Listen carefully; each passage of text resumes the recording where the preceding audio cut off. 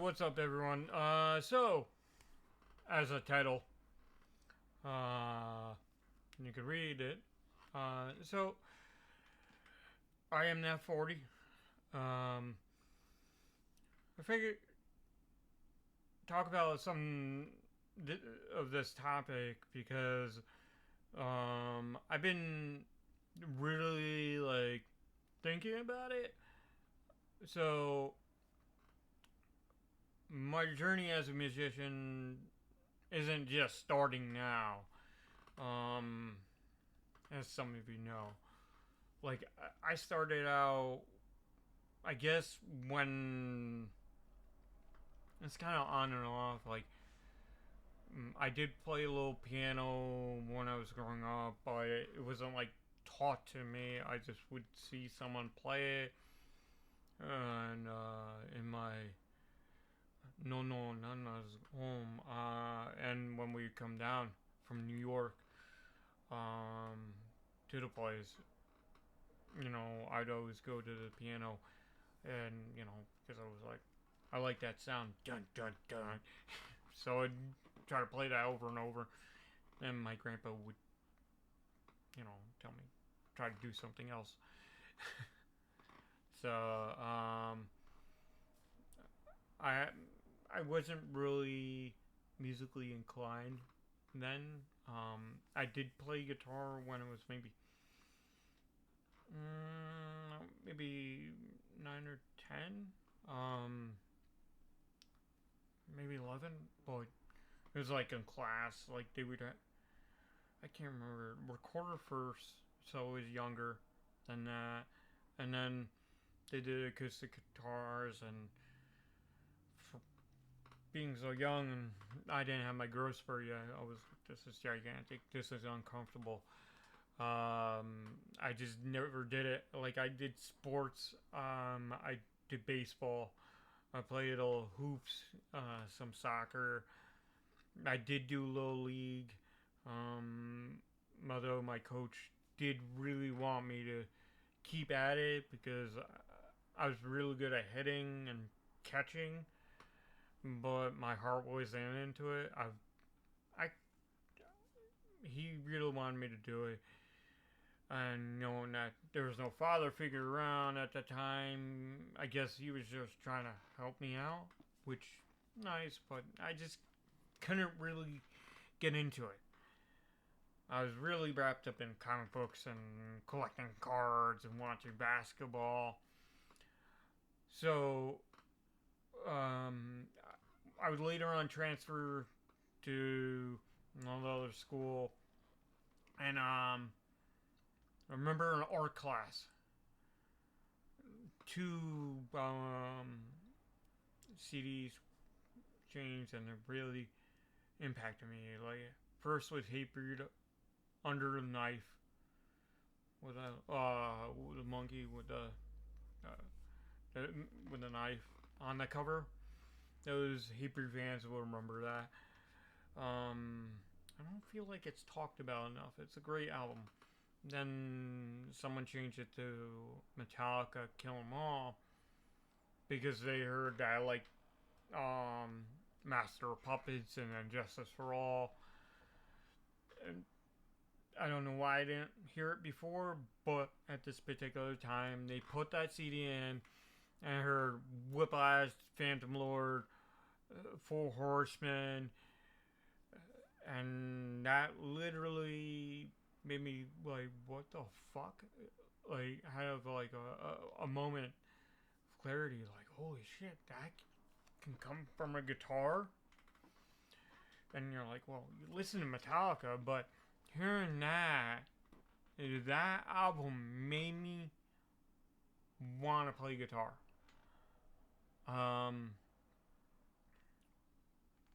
and I remember during the time I was working 3 jobs, and why this is relevant, you'll see in a little bit. I was trying to keep the power on. So, yeah, I was 15, going on 16. So, I was working on the table, like doing like landscaping jobs or whatever. Like, like for friends and family and all that. Mowing their lawns, and doing dishwashing, whatever. And I worked at Timberland too. I was about to turn 16, so like in September, so they hired me. And anyways, I remember that day that I came off the bus to go to Timberland to work that night, and I asked the guy, I saw in the office, it happened this way, no bullshit. The manager happened to have a guitar on him. And mind you, I had no idea where to go to get a guitar, how much they were, and didn't know how much teachers were and whatever. And I saw him with a guitar. I'm like, wait, where did you get that? And they were joking around. It's like, oh, we're selling it, joking around. And I was like, really? How much? How much is it? I asked, and he's like, well, it's only like $175 to you. I'm like, ah, damn. Like, I don't know if I can come up with that right away. So he's like, told me, hey, I'll cut your deal. You can pay me half if you can do it right now, or in a couple days, and then I'll give you the guitar after you pay it off. Like, and a lot of people are like, that's shady. He basically kept in the back, and like, he's like, all right, like, you'll be paying it off, you'll get it. And I trusted him. He's a good guy. I worked landscaping a little bit with him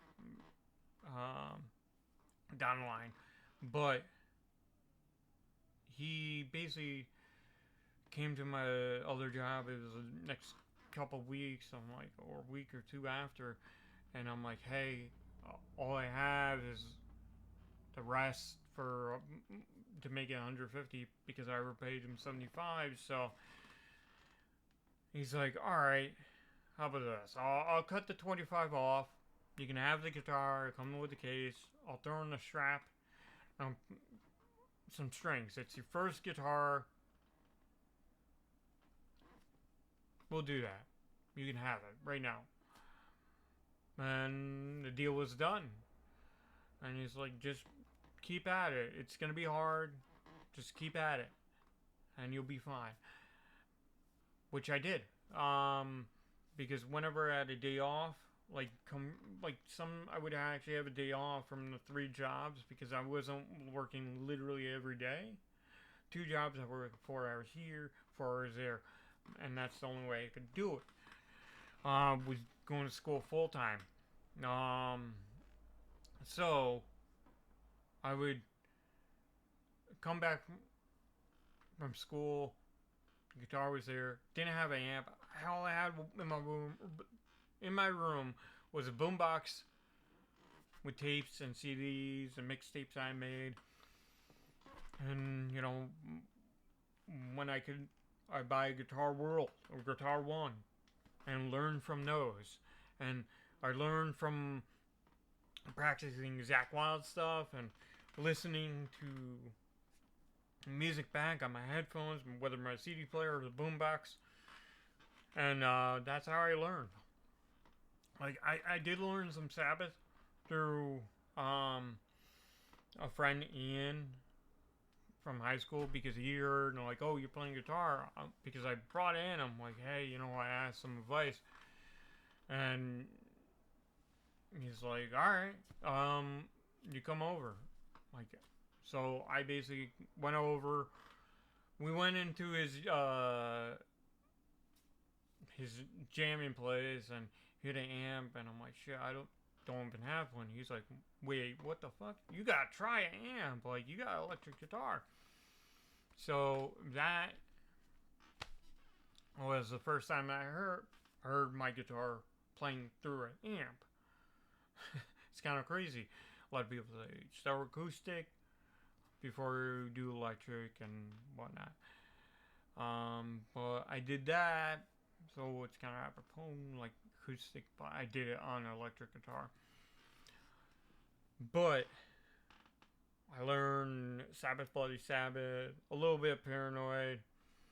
I later learned Sweet Leaf. Fucking love that. And Symphony of the Universe.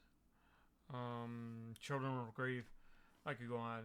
And the satisfaction learning those songs fucking meant the world to me.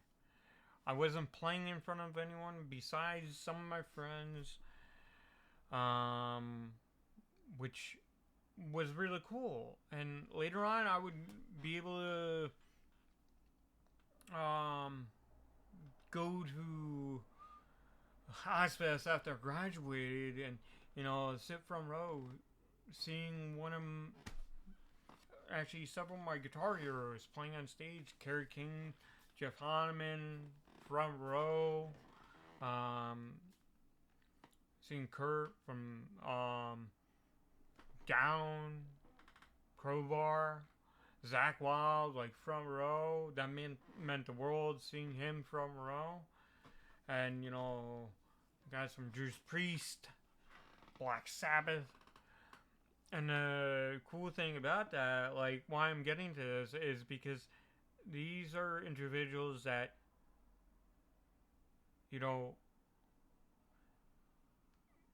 fueled me to not quit.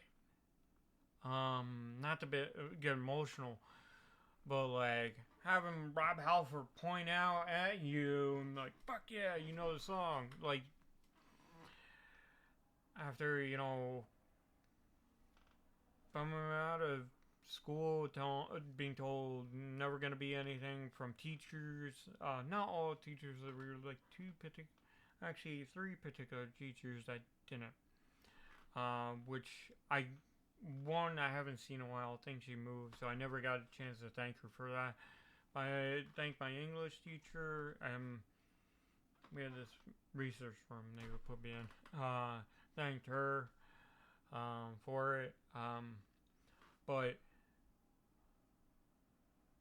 steering from it, but like going in, being told I wouldn't graduate, I'm not gonna become a successful musician or a guitarist, like give up. Seeing those bands, and being recognized, just being a fan, and probably the coolest fact, like, I put it somewhere. I hid it because I didn't want to lose it. Because I almost lost it one time. I got a pick from Tony Iommi from Black Sabbath. I was front row. I remember holding a shirt from the show and some water because it's pretty high. It was summer. It was Ozfest. Him tossing the pick. And I was just like, it felt like slow motion. Like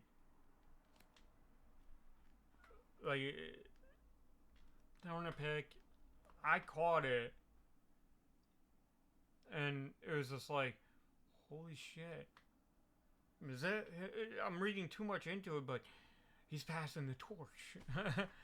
But it's just a guitar pick, but it meant the world to me. Like Tony Iommi is a massive influence on me. And, to have that happen made me never want to quit being a guitarist. So I thank Tony for that. So what I'm getting at is, like, if there's anyone out there, whether you're young or you're in your 40s like me, or older, and people telling you stop or quit, you're never gonna, don't listen to them. I may not have the money, but the fucking journey, I'm fucking enjoying it. I really am. Like, I'm not gonna make the money. I'm not gonna be on stages, massive stages.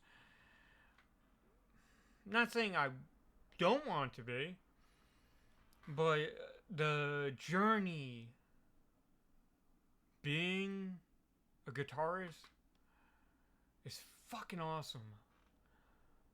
Because I would have never got those interactions. I would have never got interactions with bands over in Japan, bands over the UK, like just interacting. Some meeting in person. Definitely a lot from Japan because I would talk to them and they're like, yeah, keep at it. They would tell me, keep at the music. You know, like if you ever get a band, you put music out. Let us know. We'll help you. And that's part of the journey, and that's where I'm getting at. Like, I'm sitting here. I'm 40. I still feel the young spirit. Like, I don't want to quit. I don't want to stop playing. I want to realize one of my dreams. So, play on stage and play in Japan. Like, those are my biggest dreams. Like, and I think right now, that's where I gotta go. Like, I'm pointing down where the amp head is right now. I know, why isn't it on the floor? I still need to get a 4x12 cab. Long story short, I ended up selling the amp that I have now. It's not the same one, but it is because of the model. Marshall JCM 800 reissue 15 years ago. I was down on my luck, you know, and I had to sell it. I regretted it so much. I sold my guitar. Like, I still have guitars, but one of my favorite guitars, that was maybe, yeah, about like 12 years ago I sold that. A Gibson Flying V 67 reissue from 2002 or 2000, yeah, 2002. And it was slapped with some Zach Wild pickups, and I know everyone's like, why would you do that? I like the sound. But I am planning on piecing that collection back together. It's gonna take a while. Like, I got the biggest piece, like amp. Now I gotta get 4x12. I do have a 2x12, but the speakers are not the most massively sounding. They're great, but I have to put a lot of work into it because I got to rewire and all that, and I know nothing about that. Yeah, these YouTube tutorials, but honestly though, like, I do have to get reamp box because I am in an apartment. I don't want to disturb everyone. But the fact is, got this amp.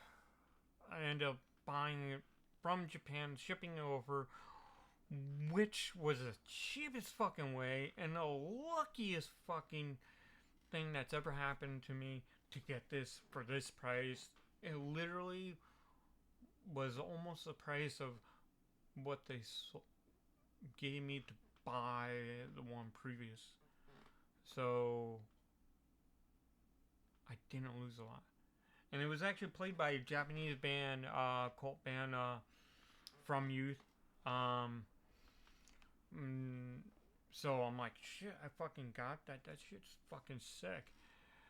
I'm so happy I got it. But you know what I'm getting at? It's gonna be a journey to do uh, making music and piecing all the music back together, and some of the songs actually recording it, and money and all that. Luckily, it's a little cheaper because the fact you can do home studio stuff. But um, I do know some musicians and they're down. Um, so I'm happy about that. I do have those options, but you know it is gonna cost money. I'm not asking, but the fact is, what would help me and kind of fuel me, as corny as it sounds, I want to share this journey. And hey, if you do happen to subscribe, like you follow this journey, I will still be doing reaction videos because it kind of fuels me to, you know, get back into music mode. And you know, it's a different genre or different genres I'm going into, but that's where you open your mind to be like, fuck, you can go, how can I do my own music differently and bring something new to the game? So, you know, it is a channel that's a back and forth, but honestly, if you subscribe, that would massively help. And, you know, smash the like button because it does help. And plus, if this gets to someone young or older and they need some fuel uh, to fuel their dream to follow it, or they want to share their story, fucking, that'd be awesome because, you know, I want people to, you know, fall through on their dreams. If they're not hurting anyone, they're following their dreams. That's fucking awesome. You know, it's tough being in music. You're not gonna get all the supporters, um, but those that you do count. And for everyone that supported me, thank you from the bottom of my heart. I really do appreciate it. And you know, this community is just amazing. So hey, thank you. I hope you enjoyed this, and I hope it wasn't too long. But take care.